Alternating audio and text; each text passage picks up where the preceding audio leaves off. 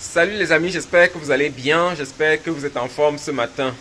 Moi je vais bien, c'est vrai qu'aujourd'hui il est en train de pleuvoir, j'aime quand il fait beau temps, mais aujourd'hui il pleut et on va accepter ça comme ça. Ça tombe aussi bien parce que la nouvelle que je vais vous annoncer n'est pas aussi très bonne. Vous savez que Trump vient de suspendre les visas pour plusieurs catégories de personnes, quoi. Avant de continuer, je vais peut-être me présenter. Pour ceux qui ne me connaissent pas, je m'appelle Emmanuel et sur cette chaîne, je parle de business, je parle d'entrepreneuriat, je parle d'investissement, je parle très souvent de la bourse et je parle aussi de l'immigration aux États-Unis. C'est pour cela que le thème d'aujourd'hui nous concerne, quoi. Je parle d'immigration aux États-Unis parce que c'est le pays dans lequel je vis et je veux partager mon expérience avec d'autres personnes qui veulent venir immigrer aux États-Unis. Donc, c'est ce que je fais sur cette chaîne. Si les sujets t'intéressent, n'hésite pas de t'abonner à cette chaîne et aussi de cliquer sur la cloche de notification pour être notifié lorsque je publie de nouvelles vidéos. Et lorsque je publie des vidéos comme celle-ci, si après avoir regardé, tu trouves que c'est intéressant, n'hésite pas de me laisser le pouce bleu, le like et de partager aussi avec les autres. Merci d'avance. Alors, comme je disais, Trump vient de suspendre les visas. Il vient de demander aux ambassades des États-Unis de suspendre les visas pour une certaine catégorie de personnes, quoi. Vous savez, depuis quelque temps, il a déjà fait une loi. C'est pas une loi exactement qu'il a fait, mais il a fait une amende à l'université Harvard de ne plus prendre des étudiants étrangers. Et encore ces derniers jours, dans une interview, il donnait la raison pour laquelle il fait ça, quoi. Parce que il a dit dans une interview que beaucoup d'Américains ne trouvent pas de place dans des universités.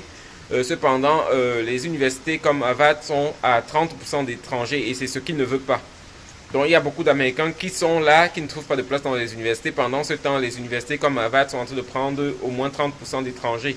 Cependant, les universités comme Harvard sont financées uniquement par les administrations américaines, quoi, ou bien par le gouvernement américain. Les étrangers qui sont là-bas, leurs États ne financent pas, donc il veut permettre aux Américains de pouvoir s'en sortir dans leur pays. Et c'est aussi sa politique. Pour ceux qui l'ont voté, vous savez que sa devise c'est MAGA, et c'est ça qu'il veut lancer, quoi. C'est ça qu'il veut asseoir.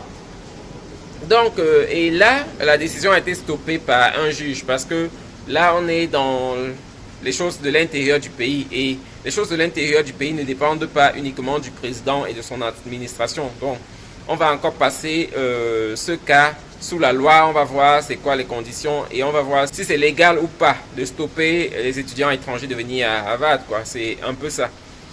Maintenant, pour l'extérieur, vous savez que la politique extérieure dépend uniquement du gouvernement et de l'administration américaine. Donc, c'est pour cela que le secrétaire d'État a demandé aux ambassades de l'extérieur de stopper les visas pour 3 catégories de personnes, dont les étudiants, les élèves qui viennent faire des programmes d'échange et aussi les personnes qui viennent faire des programmes au pair. Au pair, c'est ceux qui viennent travailler dans des familles, quoi, ceux qui viennent s'occuper des enfants dans des familles, quoi.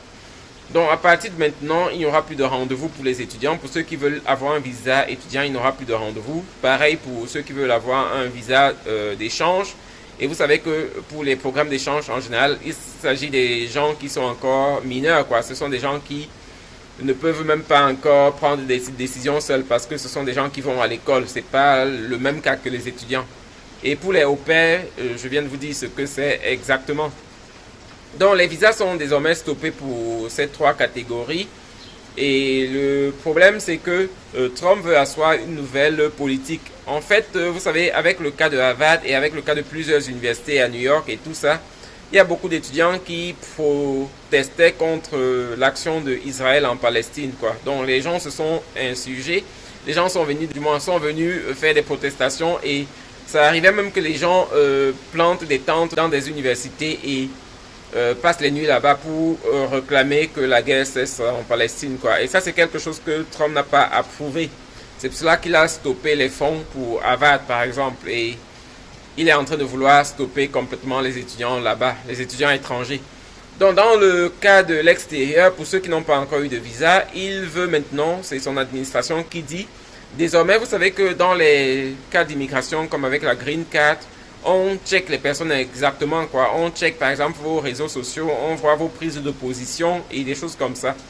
Pour les étudiants, ce n'était pas encore le cas jusqu'à présent. Pour les étudiants, on ne demandait pas vos activités sur le net. Donc maintenant, il veut asseoir une certaine stratégie pour pouvoir filtrer tous les étudiants qui entrent aux États-Unis. Et pas seulement les étudiants, mais les personnes au pair aussi.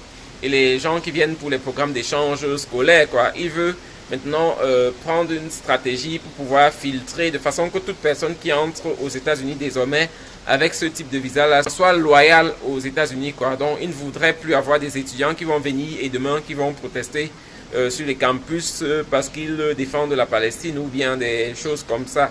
Donc désormais on va checker un peu plus et vraiment ce sera très sérieux parce que vous savez que l'administration Trump est en général contre l'immigration. Même l'immigration légale, elle est contre. Et ça, je pense que personne ne dit le contraire parce que vous savez combien il est en train de vouloir stopper l'immigration, quoi. C'est dommage, il avait dit qu'il veut stopper l'immigration illégale, ce qu'il est en train déjà de faire, mais aussi les cas d'étudiants, les personnes qui veulent partir d'Europe pour venir étudier aux États-Unis ou bien partir d'Afrique pour venir aux États-Unis, il veut aussi les stopper et c'est vraiment dommage. Mais c'est une très bonne nouvelle pour ceux qui l'ont voté parce que c'est ce qu'il a promis, c'est ce qu'il avait promis lorsque il faisait sa campagne. Il a dit que les Américains ou bien les États-Unis d'abord, donc dans le cas comme Harvard par exemple, il est dans ses droits et ceux qui l'ont voté ne peuvent qu'approuver ça parce que s'ils stoppent les étudiants là-bas, s'ils stoppent les étudiants étrangers là-bas, c'est pour donner la place aux Américains, ce qui fait sens, ce qui fait America First. Et aussi les personnes qui sont contre Israël, vous savez la position des États-Unis par rapport à Israël. Les États-Unis, c'est un allié de Israël, donc s'attaquer à Israël, c'est s'attaquer quelque part aux États-Unis. Donc Trump est carrément dans son droit de stopper ça, quoi.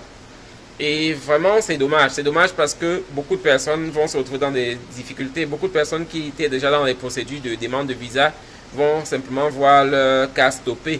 Le problème, c'est qu'on ne sait même pas exactement pour combien de temps il a stoppé. Donc, ça peut arriver que les personnes qui sont maintenant en train d'attendre les rentrées prochaines, qu'elles perdent ces rentrées-là et ce sera bien dommage, quoi.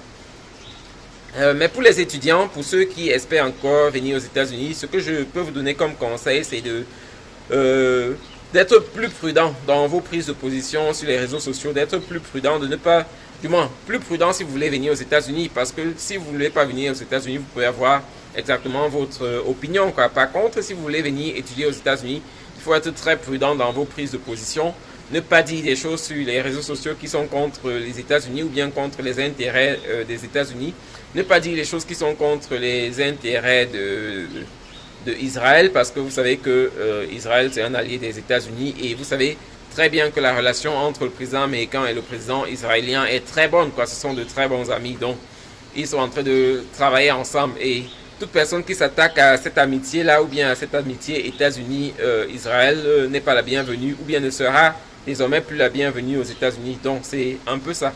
Ce sera dommage, c'est dommage parce que ça fait quand même la liberté d'expression qui est un peu touchée, mais c'est comme ça, les Américains ont voté Trump à majorité, les Américains l'ont voté et bon, c'est ce qu'ils voulaient. Maintenant, ceux qui ne l'ont pas voté vont simplement subir et espérer que dans 4 ans, il ne sera plus président. Bon, c'est ce que je voulais partager avec vous. Passez une bonne journée et on se revoit dans de nouvelles vidéos. Bye.